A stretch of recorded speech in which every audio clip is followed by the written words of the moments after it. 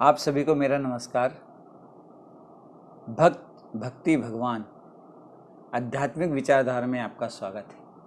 आज हम बहुत महत्वपूर्ण चर्चा आपसे करेंगे कि जैसे ही हम बड़े हो जाते हैं हमारे जीवन में बहुत सारे गुरु आते हैं, लेकिन ये आत्मिक सुख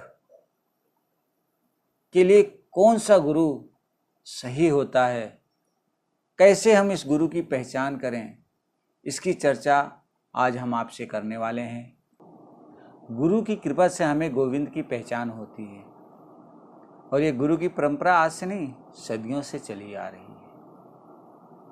और सदियों से चली आ रही परंपरा को लोग, गुरु और शिष्य का जो नाता होता है ना, बहुत प्यारा होता है, क्योंकि गुरु की कृपा से बहुत सारी भौतिक सुखों का भी ज्ञान होता है और सद्गुणों का भी ज्ञान होता है, इस परमात्मा का भी ज्ञान होता है। साधु संत महात्माओं से, बुजुर्गों से सुनने में आता था कि देवताओं के गुरु बृहस्पति हैं।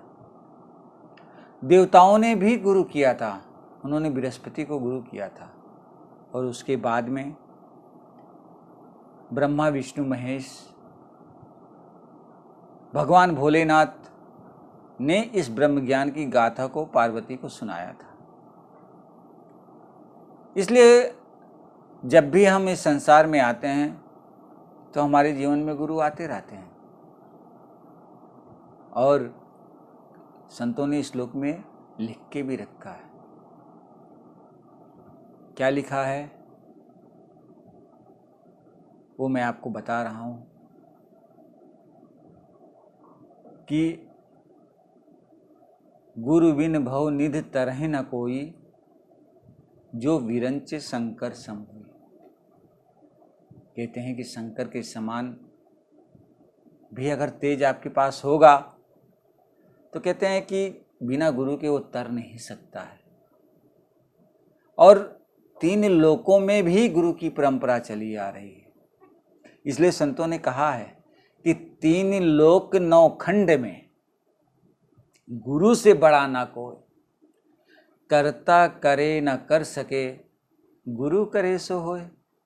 कहते हैं कि 3 लोक 9 खंड में गुरु से बड़ा कोई नहीं होता है, और जो कोई नहीं कर सकता वो मेरा गुरु करता है।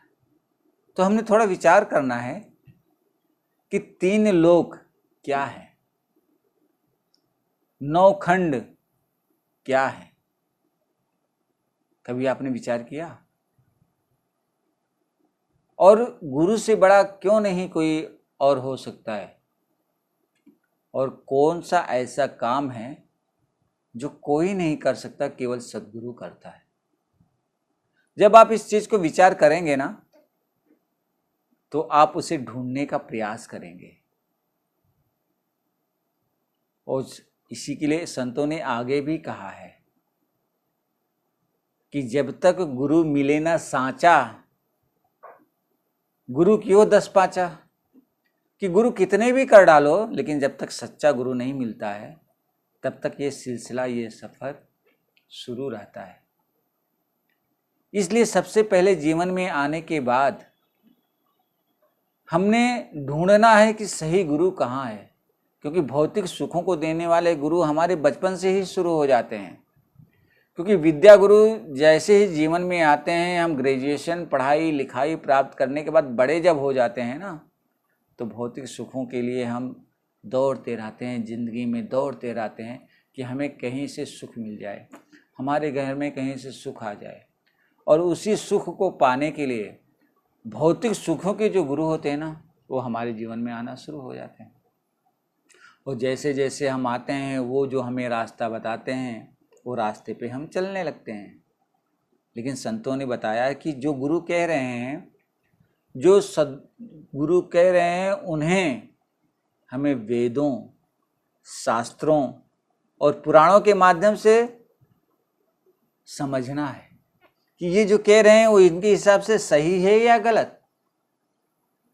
क्योंकि ये हमारे वेद ग्रंथ पुराण, ये हमारे साक्षी हैं, पुरावे हैं, ये हमें मार्ग दिखाते हैं कि आप कहीं फंसो मत। लेकिन लोग अपने अपने तरीके से इसकी व्याख्या करते हैं। लेकिन कहते हैं गुरु की कृपा से जब ब्रह्म ज्ञान प्राप्त होता है ना, तो ये सारे रास्ते भक्ति के धीरे धीरे खुलते चले जाते हैं। तो आज हम यही बताने का प्रयास, मेरे मन के अंदर वो भाव आया कि ये जो बातें मेरे मन में आ रही है आपके सामने रखें,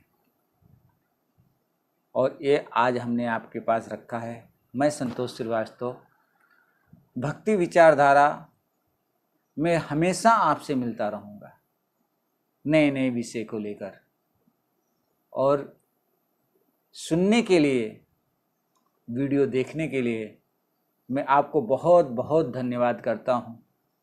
और कुछ भी विषय अगर आए तो आप कमेंट द्वारा हमें ज़रूर बताइएगा, क्योंकि ये भक्ति विचारधारा, ये आध्यात्मिक विचारधारा भक्त भक्ति भगवान के विषय में, कि भक्त का जीवन कैसा होता है, भक्ति कैसे करें कि परमात्मा रिझ जाए, और भगवान का स्वरूप कैसा होता है, ये हम धीरे धीरे धीरे धीरे आपसे साझा करते जाएंगे। तो इन्हीं वचनों के साथ हम आपसे विदा लेते हैं। नमस्कार।